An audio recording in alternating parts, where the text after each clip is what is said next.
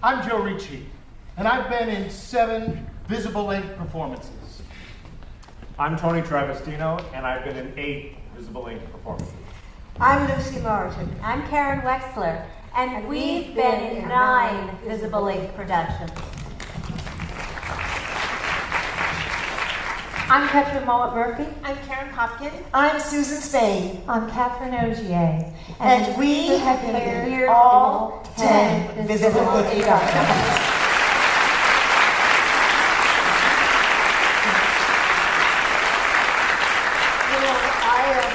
I've been in over 40 Broadway and off-Broadway shows, and as I write in my bio every year, visible ink is absolutely my favorite gig.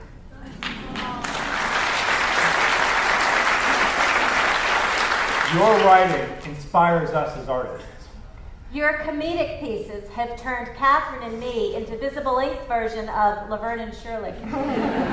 While at the same time, your poignant, heartfelt writing has allowed us to reach inside to our deepest emotions. And as you're about to see, visible ink also gives me the opportunity to work on my various accents. And as you've already seen, you've given us the opportunity to show off our music and dance abilities. Did you know that your words were rap lyrics long before Lin-Manuel Miranda? My favorite part of visible ink is the reception. Because it's where we can meet all the amazing participants whose work we've had the privilege of performing. Please enjoy this quick trip down memory lane.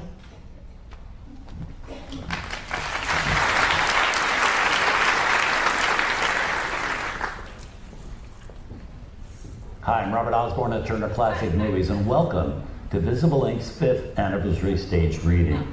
This evening is a celebration of all the participants in the Visible Ink program.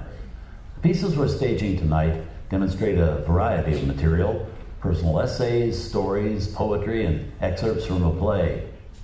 The coach had been making fun of my baggy board shorts all season. Now it was my turn to have some fun. I wore a tiny pink Speedo to swim practice. The coach laughed.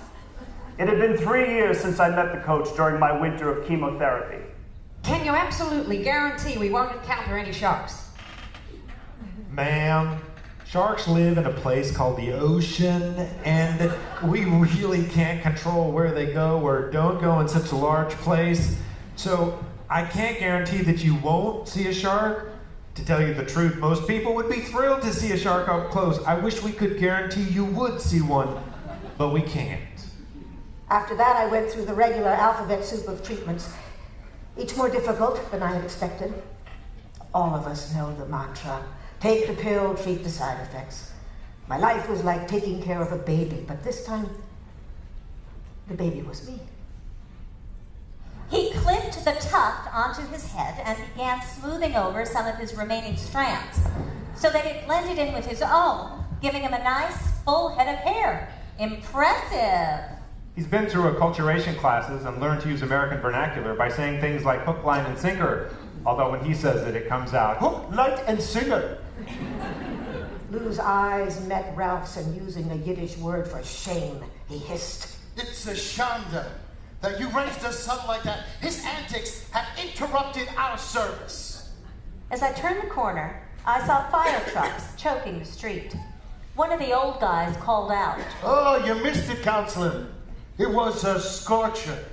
I went to the internet. A high PSA can happen from trauma, a digital examination, or too much sex.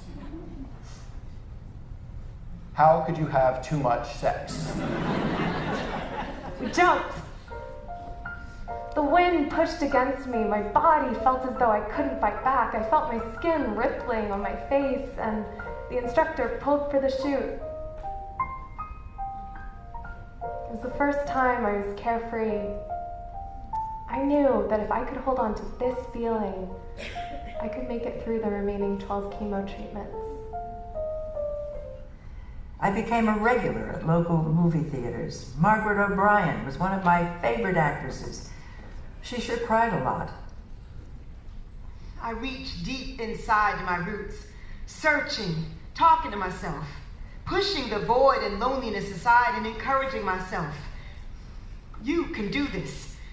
Yes, you can. God, give me strength.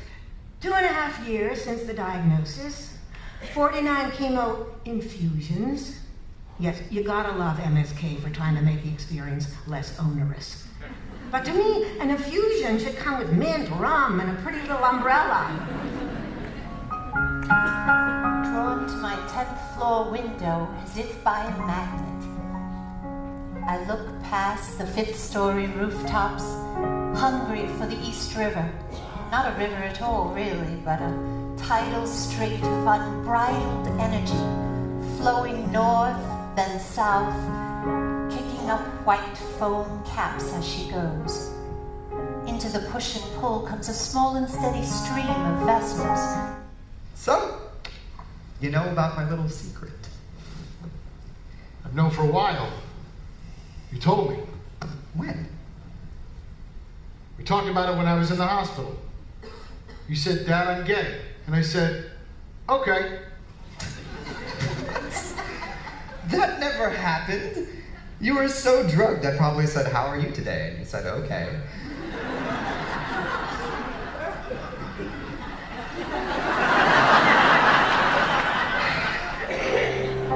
I find myself in times of trouble.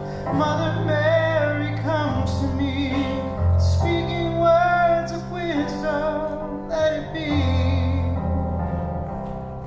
Curled up in the back seat of the taxi for the first time that day, I allowed myself to cry. I listened to the words of the song and I felt them sink into my soul. I stopped fighting my fear and sadness, and I stopped pretending I was okay. The message was clear. Whatever I needed to feel, I had to let it be. I remember waking up after my first surgery, and the surgeon saw me open my eyes, and he said, "You did great." It was difficult to speak, but hearing those words was a great relief. I thought about that phrase, "you did great," over and over since that day. But I didn't do a thing. My surgeon and his team did it all. Until today, I bump into people I know well and people that I peripherally know. How you doing? Do you remember Elizabeth? And they tell me. I've been keeping you in my prayers.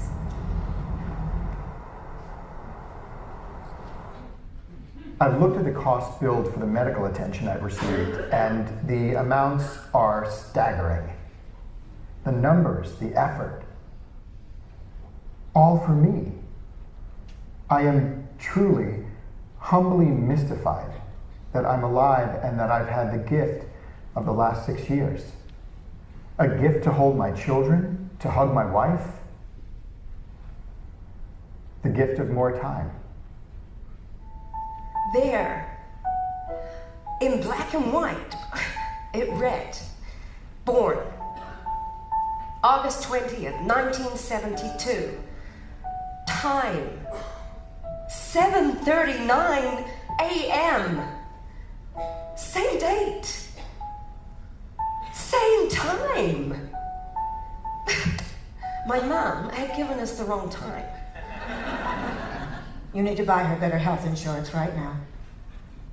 Why? Why can't she just use the student insurance? I want to punch him. I saw that Memorial Sloan Kettering had a writing program to support its patients. I joined. My writing mentor read my rants and cries and never judged a sentence, no matter how ugly the emotions beneath. I realized I was being heard as I hadn't been before. Whenever I shared my shame at being unable to talk about cancer or about gasping for air, she wrote, "Remember, Bill, writing can be another way for you to breathe." I looked at her words for a long while, and I let them in.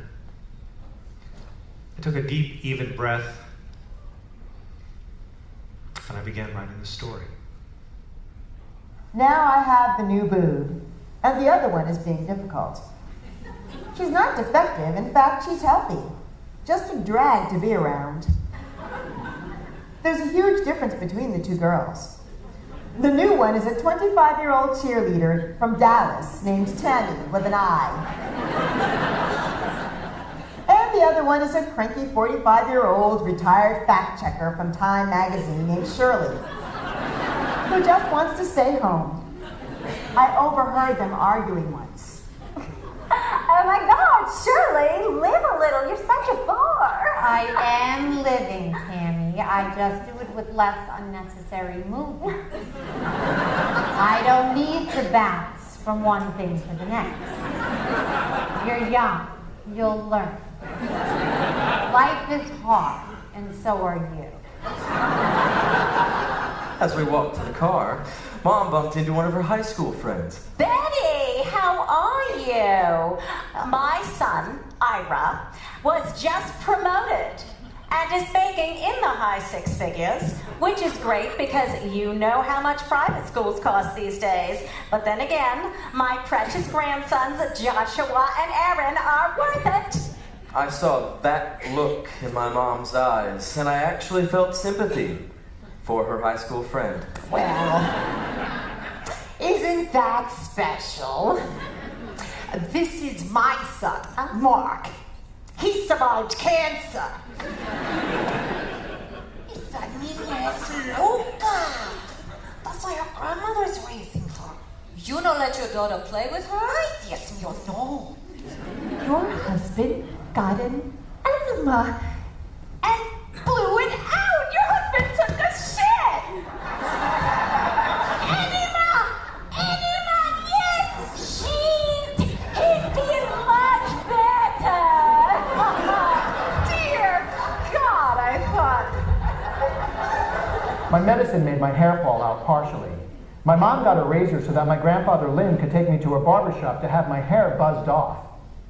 I had to have my own razor because with leukemia, you can't fight off germs as well as healthy people.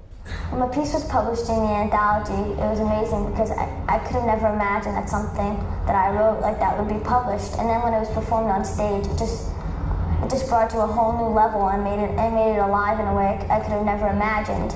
It just all made me feel so amazing and accomplished. When Jonathan's story was performed as part of the Visible Ink reading, he had a huge smile on his face the entire time. And for my family, just watching him with that smile was so uplifting. And it was one of those special moments I know we'll never forget. Hi, I'm Jonathan Edelstein. All these years later, I'm so proud to have had my story selected for staging. Today, I'm a student at NYU Stern School of Business. I'm very busy, but Judith, I promise to submit a new piece for next year. Happy 10th anniversary, Visible Ink.